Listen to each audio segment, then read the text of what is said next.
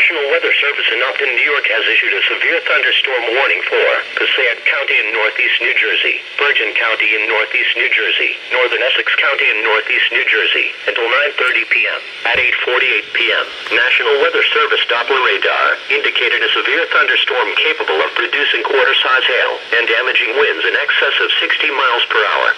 This storm was located 6 miles west of Caldwell, or near East Hanover, and moving northeast at 45 miles per hour.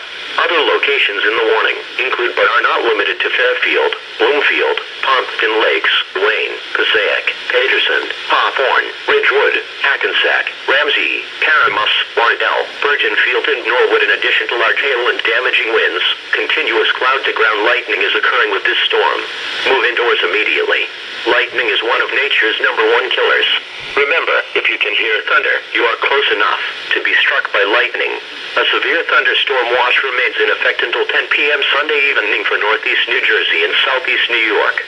Repeating, a severe thunderstorm warning has been issued until 9:30 p.m. for the following counties in New Jersey: Bergen, Essex, and Passaic.